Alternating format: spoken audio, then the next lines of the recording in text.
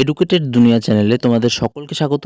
তো এর আগের ভিডিওতে আমরা পরিবেশের অবক্ষয় এবং দূষণ থেকে প্রথম 57টি কোশ্চেন নিয়ে আলোচনা করেছি। আজকে আমরা এর থেকে বাকি কোশ্চেনগুলো নিয়ে আলোচনা করব। তো চলো শুরু করা যাক।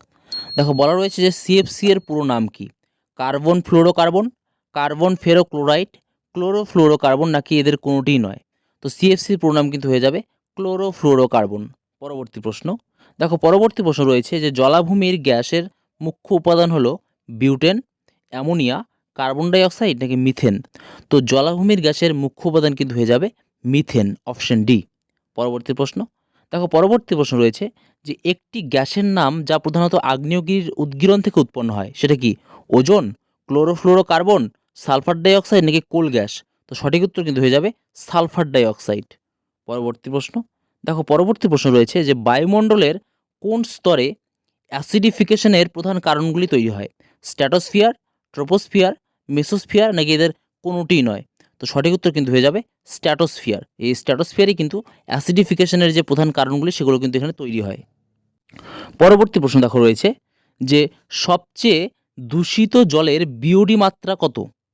1 মিলিগ্রাম, 5 মিলিগ্রাম, 10 মিলিগ্রাম, নাকি 20 মিলিগ্রাম? তো সঠিক উত্তর কিন্তু হয়ে যাবে 20 মিলিগ্রাম পার লিটার। পরবর্তী প্রশ্ন। দেখো, পরবর্তী প্রশ্ন রয়েছে যে পরিপোষক দূষণের জন্য জলাভূমি মজে ভরাট হওয়ার পদ্ধতিকে বলে তাপীয় দূষণ, পুষ্টি পদার্থ দূষণ, ধাতু দূষণ, নাকি ফ্লোরাইড দূষণ? তো পরিপোষক দূষণের জন্য জলাভূমি মজে ভরাট হওয়ার যে পদ্ধতি সেটাকে কিন্তু বলে অপশন বি, অর্থাৎ পুষ্টি পদার্থ দূষণ। পরবর্তী প্রশ্ন।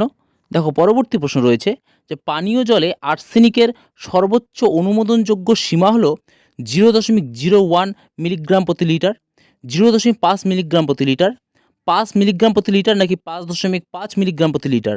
তো পানীয় জলের আর্সেনিকের সর্বোচ্চ অনুমোদনযোগ্য সীমা কত? দেখো, এটা কিন্তু সঠিক উত্তরে যাবে অপশন বি, অর্থাৎ 0.5 মিলিগ্রাম প্রতি লিটার। পরবর্তী প্রশ্ন। তো পরবর্তী প্রশ্ন দেখো রয়েছে যে জলে জীবাণুঘটিত দূষণের জন্য যে রোগ সৃষ্টি হয় সেটা কি? ব্ল্যাকফুট রোগ, মিনামাটা রোগ, হেপাটাইটিস, নাকি ডিসলেক্সিয়া? তো সঠিক উত্তর কিন্তু হয়ে যাবে হেপাটাইটিস, অপশন সি। পরবর্তী প্রশ্ন দেখো রয়েছে যে পলিপাতন, তঞ্চন এবং পরিস্রাবণ ইত্যাদি হলো জল দূষণ নিয়ন্ত্রণের প্রযুক্তিগত উপায়, আইনগত উপায়, ব্যক্তিগত উপায়, নাকি সামাজিক উপায়? তো পলিপাতন, তঞ্চন, পরিস্রাবণ এগুলো কিন্তু জল দূষণের প্রযুক্তিগত উপায়, অপশন এ। দেখো, পরবর্তী প্রশ্ন রয়েছে যে জলের অম্লত্ব ও ক্ষারত্ব কোন মাপকাঠির দ্বারা পরিমাপ করা হয়? পিপিএম, পিপিবি, পিএইচ, নাকি পিএম? তো এখানে কিন্তু সঠিক উত্তর হয়ে যাবে পিএইচ। পরবর্তী প্রশ্ন। পরবর্তী প্রশ্ন দেখো রয়েছে যে নাইট্রোজেন ডাই অক্সাইড বায়ুর জলীয় বাষ্পের সঙ্গে মিশে কোন রাসায়নিক তৈরি করে? HNO3, H2SO4, HCl, নাকি H2CO3? তো দেখো, এটা কিন্তু সঠিক উত্তর হয়ে যাবে HNO3। পরবর্তী প্রশ্ন। তো পরবর্তী প্রশ্ন দেখো রয়েছে যে ভূপৃষ্ঠের মোট জলের কত শতাংশ সমুদ্র এবং মহাসাগরে রয়েছে? 1%, 17%, 55%, নাকি 97%? তো দেখো, এটা কিন্তু সঠিক উত্তর হয়ে যাবে 97%। এই 97% জল কিন্তু কোথায় থাকে? সমুদ্র এবং মহাসাগরে। পরবর্তী প্রশ্ন। তো পরবর্তী প্রশ্ন দেখো রয়েছে যে উন্নয়নশীল দেশগুলিতে জল দূষণ মূলত কোন বজ্রের দ্বারা ঘটে? শিল্পজাত, কৃষিজাত, খনিজাত, নাকি চিকিৎসা? তো সঠিক উত্তর কিন্তু হয়ে যাবে কৃষিজাত। পরবর্তী প্রশ্ন। দেখো, পরবর্তী প্রশ্ন রয়েছে যে উন্নত দেশগুলিতে জল দূষণ মূলত কোন বজ্রের দ্বারা ঘটে? শিল্পজাত, কৃষিজাত, খনিজাত, নাকি চিকিৎসা? তো সঠিক উত্তর কিন্তু হয়ে যাবে শিল্পজাত। পরবর্তী প্রশ্ন। দেখো, পরবর্তী প্রশ্ন রয়েছে যে কৃত্রিম বা দ্রুত ইউট্রোফিকেশন কী ধরনের প্রক্রিয়া? প্রাকৃতিক প্রক্রিয়া, মনুষ্য সৃষ্ট প্রক্রিয়া, মহাজাগতিক প্রক্রিয়া, নাকি অতিপ্রাকৃত প্রক্রিয়া? তো সঠিক উত্তর কিন্তু হয়ে যাবে মনুষ্য সৃষ্ট প্রক্রিয়া। পরবর্তী প্রশ্ন। দেখো, পরবর্তী প্রশ্ন রয়েছে যে সর্বাধিক পরিমাণে জল দূষণ কোন শিল্প থেকে ঘটে? বৈদ্যুতিন, পাট, চর্ম, নাকি কাগজ? তো সর্বাধিক পরিমাণে জল দূষণ কিন্তু ঘটে চর্মশিল্প থেকে। পরবর্তী প্রশ্ন। পরবর্তী প্রশ্ন দেখো রয়েছে যে নিম্নলিখিত কোনটির দ্বারা জৈব বিবর্ধন ঘটে? খাদ্য শৃঙ্খল, খাদ্যজাল, শক্তি প্রবাহ, নাকি পৃষ্ঠীয় প্রবাহ? তো কোনটির দ্বারা জৈব বিবর্ধন ঘটে? এটা কিন্তু সঠিক উত্তর হয়ে যাবে খাদ্য শৃঙ্খল। পরবর্তী প্রশ্ন। দেখো পরবর্তী প্রশ্ন রয়েছে যে উন্নত দেশগুলিতে কোন রাসায়নিকের ব্যবহার বন্ধ করা হয়েছে? পিসিবি, এবিএস, ডিডিটি নাকি পিএইচ? তো সঠিক উত্তর কিন্তু হয়ে যাবে ডিডিটি।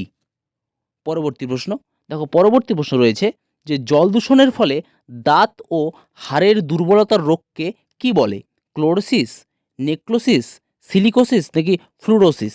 তো এটা কিন্তু সঠিক উত্তর হয়ে যাবে ফ্লুরোসিস। পরবর্তী প্রশ্ন, তো পরবর্তী প্রশ্ন দেখো রয়েছে যে অধিশোষণ পদ্ধতিতে পানীয় জলকে আর্সেনিক মুক্ত করতে কোন রাসায়নিক ব্যবহার করা হয়েছে? ফিটকিরি, আয়োডিন, ব্লিচিং পাউডার নাকি ক্লোরিন? তো সঠিক উত্তর কিন্তু হয়ে যাবে আয়োডিন। পরবর্তী প্রশ্ন, দেখো পরবর্তী প্রশ্ন রয়েছে যে নিম্নলিখিত কোনটি সমুদ্র জলের প্রধান দূষক? কীটনাশক, খনিজ তেল, আর্সেনিক নাকি পারদ? তো এখানে কিন্তু সঠিক উত্তর হয়ে যাবে খনিজ তেল। পরবর্তী প্রশ্ন, তো পরবর্তী প্রশ্ন রয়েছে যে ভূগর্ভে কত ফুটের বেশি গভীরতায় আর্সেনিক থাকার সম্ভাবনা প্রায় নেই? 100 ফুট, 250 ফুট, 350 ফুট নাকি 500 ফুট? তো সঠিক উত্তর কিন্তু হয়ে যাবে 500 ফুট। পরবর্তী প্রশ্ন, দেখো পরবর্তী প্রশ্ন রয়েছে যে জল দূষণ করে এমন বিষাক্ত ধাতুর অন্যতম প্রধান উৎস হলো অ্যাসিড বৃষ্টি, কীটনাশক, আকরিকের খনি নাকি তেজস্ক্রিয়তা? তো এটা কিন্তু সঠিক উত্তর হয়ে যাবে আকরিকের খনি। পরবর্তী প্রশ্ন, দেখো পরবর্তী প্রশ্ন রয়েছে যে জল দূষণে অর্গানোক্লোরিনের উৎস হলো সার, কীটনাশক, আর্সেনিক নাকি পৌর আবর্জনা? তো এটা কিন্তু সঠিক উত্তর হয়ে যাবে কীটনাশক, অপশন বি। পরবর্তী প্রশ্ন, তো পরবর্তী প্রশ্ন দেখো রয়েছে যে জলে পুষ্টি পদার্থ বেশি আসার ফলে যে দূষণ সৃষ্টি হয় তা কি? নাইট্রিফিকেশন, অ্যামোনিফিকেশন, অক্সিডেশন নাকি ইউট্রোফিকেশন? তো সঠিক উত্তর কিন্তু হয়ে যাবে অপশন ডি, অর্থাৎ ইউট্রোফিকেশন। পরবর্তী প্রশ্ন, তো পরবর্তী প্রশ্ন দেখো রয়েছে যে জলে যে উপাদানের পরিমাণ বৃদ্ধি পেলে ইউট্রোফিকেশন দ্রুত হয় সেটা কি? কার্বন, ক্লোরিন, পটাশিয়াম নাকি ফসফেট? তো সঠিক উত্তর কিন্তু হয়ে যাবে ফসফেট, অপশন ডি। পরবর্তী প্রশ্ন দেখো রয়েছে যে জলের তাপীয় দূষণের প্রধান কারণ হলো কৃষিকাজ, কলকারখানা, তাপবিদ্যুৎ কেন্দ্র নাকি জলবিদ্যুৎ কেন্দ্র? তো সঠিক উত্তর কিন্তু হয়ে যাবে অপশন সি, অর্থাৎ তাপবিদ্যুৎ কেন্দ্র। পরবর্তী প্রশ্ন, দেখো পরবর্তী প্রশ্ন রয়েছে যে প্রথম অর্গানোক্লোরিন কীটনাশক হলো এনভ্রিন, ফলিডল, এনপিকে নাকি ডিডিটি? দেখো এটা কিন্তু ভেরি ভেরি ইম্পর্ট্যান্ট। বলেছে প্রথম অর্গানোক্লোরিন কীটনাশক কী? এটা কিন্তু সঠিক উত্তর হয়ে যাবে অপশন ডি, অর্থাৎ ডিডিটি। পরবর্তী প্রশ্ন, দেখো পরবর্তী প্রশ্ন রয়েছে যে ভূগর্ভে যে গভীরতায় আর্সেনিক থাকার সম্ভাবনা প্রবল? তো অপশনগুলো দেখে নেব কী কী রয়েছে। দেখো অপশনগুলো রয়েছে যে 100 থেকে 250 ফুট, 300 থেকে 400 ফুট, 500 থেকে 600 ফুট নাকি 550 থেকে 700 ফুট? তো এটা কিন্তু সঠিক উত্তর হয়ে যাবে অপশন এ, অর্থাৎ 100 থেকে 250 ফুট।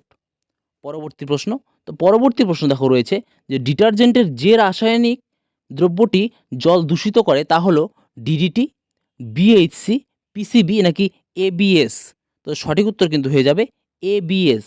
পরবর্তী প্রশ্ন, দেখো পরবর্তী প্রশ্ন রয়েছে যে জলকে আর্সেনিক, লোহা এবং জীবাণুমুক্ত করতে ব্যবহার করা হয় ফিটকিরি, আয়োডিনযুক্ত রেজিন, ব্লিচিং পাউডার নাকি পটাশ? তো সঠিক উত্তর কিন্তু হয়ে যাবে আয়োডিনযুক্ত রেজিন, অপশন বি। পরবর্তী প্রশ্ন, দেখো পরবর্তী প্রশ্ন রয়েছে যে আর্সেনিক সবচেয়ে বেশি মাত্রায় নির্গত হয় কাঁচ শিল্পে, বিদ্যুৎ শিল্পে, কীটনাশক শিল্পে নাকি টায়ার শিল্পে? তো আর্সেনিক সবচেয়ে বেশি মাত্রায় নির্গত হয় কোন শিল্পে? এটা কিন্তু সঠিক উত্তর হয়ে যাবে কীটনাশক শিল্পে, অপশন সি। পরবর্তী প্রশ্ন, দেখো পরবর্তী প্রশ্ন রয়েছে যে পিএইচ এর মান অনুসারে ভারতে পানীয় জলের অনুমোদনযোগ্য সীমা কত? 6.5, 6.5 থেকে 8.5, 7 থেকে 8, 5 থেকে 8.5 নাকি 9 থেকে 11.5? তো পিএইচ এর মান অনুসারে ভারতে পানীয় জলের অনুমোদনযোগ্য সীমা কত? দেখো এটা কিন্তু সঠিক উত্তর হয়ে যাবে অপশন বি, অর্থাৎ 7 থেকে 8। পরবর্তী প্রশ্ন, দেখো পরবর্তী প্রশ্ন রয়েছে যে খাদ্য শৃঙ্খলের প্রতিটি ধাপে ধাতব উপাদানের ঘনত্ব ক্রমাগত বৃদ্ধি পাওয়ার প্রক্রিয়াকে কি বলে? বায়োনিউট্রিশন, বায়োম্যাগনিফিকেশন, বিওডি নাকি বায়ো রিয়াকশন? তো এটার কিন্তু সঠিক উত্তর হয়ে যাবে অপশন বি, অর্থাৎ বায়োম্যাগনিফিকেশন। দেখো পরবর্তী প্রশ্ন রয়েছে যে প্রথম পানীয় জলের পিএইচ কত? 5, 7, 9 নাকি 3? তো তো সঠিক উত্তর কিন্তু হয়ে যাবে অপশন বি অর্থাৎ 7। পরবর্তী প্রশ্ন দেখো, পরবর্তী প্রশ্ন রয়েছে যে পানীয় জলে দ্রবীভূত অত্যাবশ্যকীয় মৌলটির নাম কি? অক্সিজেন, তামা, পারদ নাকি কোনোটিই নয়? তো সঠিক উত্তর কিন্তু হয়ে যাবে অপশন বি অর্থাৎ তামা। এর পরবর্তী প্রশ্ন দেখো রয়েছে যে জলাশয়ে মাছের সংখ্যা হ্রাসের কারণ হলো জলের অম্লতার বৃদ্ধি, অধিক বৃষ্টিপাত, মাছের রোগ নাকি এদের কোনোটিই নয়? তো সঠিক উত্তর কিন্তু হয়ে যাবে জলের অম্লতা বৃদ্ধি। পরবর্তী প্রশ্ন দেখো, পরবর্তী প্রশ্ন রয়েছে যে মৃত্তিকার একটি উল্লেখযোগ্য দূষক হলো ডিটারজেন্ট, প্লাস্টিক, লৌহপিণ্ড নাকি ওজোন? তো এটা কিন্তু সঠিক উত্তর হয়ে যাবে প্লাস্টিক। তো দেখো, পরবর্তী প্রশ্ন দেখো রয়েছে যে সরু পাতার গাছ এবং নাইট্রোজেন সমৃদ্ধ সার মাটিতে যা বৃদ্ধি করে সেটা কি? অম্লত্ব, ক্ষারকত্ব, লবণতা নাকি অণুজীব? তো সরু পাতার গাছ এবং নাইট্রোজেন সমৃদ্ধ সার মাটিতে কি বৃদ্ধি করে? দেখো, এটা কিন্তু সঠিক উত্তর হয়ে যাবে অম্লত্ব। পরবর্তী প্রশ্ন দেখো, পরবর্তী প্রশ্ন রয়েছে যে অতিরিক্ত জলসেচ ও মাটির কৌশিক প্রক্রিয়া মাটিতে যা বৃদ্ধি করে সেটা কি? অম্লত্ব, ক্ষারকত্ব, লবণতা নাকি অণুজীব? তো 97 কিন্তু সঠিক উত্তর হয়ে যাবে অপশন সি অর্থাৎ লবণতা।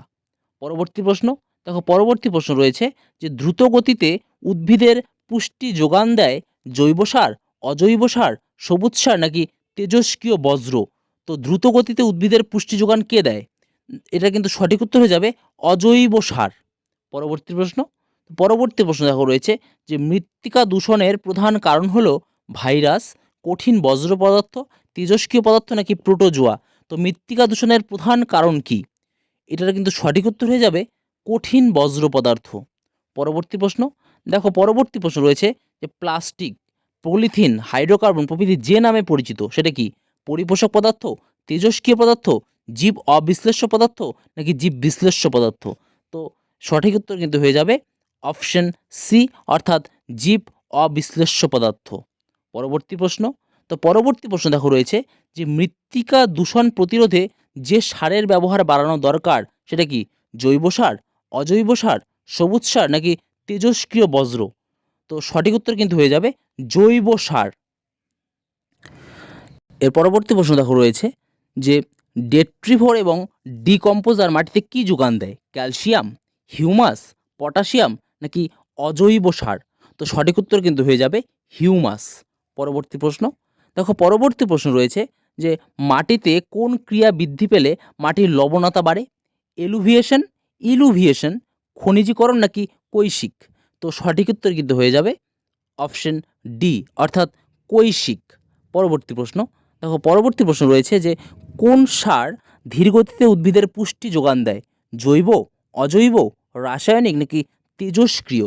তো সঠিক উত্তর হয়ে যাবে জৈব, জৈব সার। পরবর্তী প্রশ্ন দেখো রয়েছে যে একটি জীব অবিশ্লেষ্য পদার্থ হলো কৃমি, প্রোটোজোয়া, ভাইরাস নাকি প্লাস্টিক? তো একটি জীব অবিশ্লেষ্য পদার্থ কি? এটা কিন্তু সঠিক উত্তর হয়ে যাবে প্লাস্টিক। পরবর্তী প্রশ্ন তো দেখো, পরবর্তী প্রশ্ন রয়েছে যে উদ্ভিদের একটি ম্যাক্রো পুষ্টি মৌল হলো তামা, দস্তা, মলিবডেনাম নাকি নাইট্রোজেন? তো উদ্ভিদের একটি ম্যাক্রো পুষ্টি মৌল হলো, এটা কিন্তু সঠিক উত্তর হয়ে যাবে নাইট্রোজেন। পরবর্তী প্রশ্ন দেখো, পরবর্তী প্রশ্ন রয়েছে যে উদ্ভিদের একটি মাইক্রো পুষ্টি মৌল হলো নাইট্রোজেন, পটাশিয়াম, ফসফরাস নাকি তামা? তো এটার কিন্তু সঠিক উত্তর হয়ে যাবে তামা। পরবর্তী প্রশ্ন তো পরবর্তী প্রশ্ন দেখো রয়েছে যে মৃত্তিকা দূষণকারী একটি সজীব দূষকের নাম কি? সালফেট, কীটনাশক, কৃমি নাকি সীসা? তো সঠিক উত্তর কিন্তু হয়ে যাবে কৃমি। পরবর্তী প্রশ্ন দেখো, পরবর্তী প্রশ্ন রয়েছে যে মৃত্তিকা দূষণকারী একটি ভারী ধাতুর নাম কি? সালফেট, কীটনাশক, লোহা নাকি সীসা? তো সঠিক উত্তর কিন্তু হয়ে যাবে সীসা। পরবর্তী প্রশ্ন তো পরবর্তী প্রশ্ন দেখো রয়েছে যে মাটির লবণতা কী কারণে বৃদ্ধি পায়? জৈব সার ব্যবহারের ফলে, কীটনাশক ব্যবহারের ফলে, বনভূমি কাটার ফলে নাকি সরু পাতার গাছ লাগানোর ফলে? তো এটা কিন্তু ভেরি ভেরি ইম্পর্টেন্ট। কি বলেছে যে মাটির লবণতা কী কারণে বৃদ্ধি পায়? দেখো, এটা কিন্তু সঠিক উত্তর হয়ে যাবে অপশন সি অর্থাৎ বনভূমি কাটার ফলে। পরবর্তী প্রশ্ন তো পরবর্তী প্রশ্ন দেখো রয়েছে যে মৃত্তিকা দূষণ কিভাবে নিয়ন্ত্রণ সম্ভব? অজৈব সার ব্যবহার করে, অণুজীব সার ব্যবহার করে, কীটনাশক ব্যবহার করে নাকি পয়ঃপ্রণালীর জল ব্যবহার করে? তো সঠিক উত্তর কিন্তু হয়ে যাবে যে অণুজীব সার ব্যবহার করে। পরবর্তী প্রশ্ন, তো দেখো পরবর্তী প্রশ্ন রয়েছে যে মৃত্তিকা দূষণকে কোন শ্রেণীর দূষণ বলা হয়? প্রথম শ্রেণী, দ্বিতীয় শ্রেণী, তৃতীয় শ্রেণী নাকি চতুর্থ শ্রেণী? তো সঠিক উত্তর কিন্তু হয়ে যাবে তৃতীয় শ্রেণী, অপশন সি। এর পরবর্তী প্রশ্ন দেখো রয়েছে যে অতিরিক্ত প্লাস্টিক দূষণ মৃত্তিকার কোন ভৌত ধর্মকে প্রভাবিত করে? মৃত্তিকা গঠন, মৃত্তিকার গ্রথন, মৃত্তিকার প্রবেশ্যতা নাকি মৃত্তিকার বর্ণ? তো এটা কিন্তু সঠিক উত্তর হয়ে যাবে মৃত্তিকার প্রবেশ্যতা। এর পরবর্তী প্রশ্ন এবং আজকে এটা শেষ প্রশ্ন, যে বলেছে যে সমগ্র বিশ্বে প্রতি বছর আনুমানিক কত পরিমাণ উৎপাদক মৃত্তিকার ক্ষয় হয়? 7,50,000 টন, 2,50,000 টন, 50,000 টন নাকি এদের কোনোটিই নয়? তো এটার কিন্তু সঠিক উত্তর হয়ে যাবে 7,50,000 টন। তো আজকে এই পর্যন্তই, দেখা হচ্ছে পরের ভিডিওতে।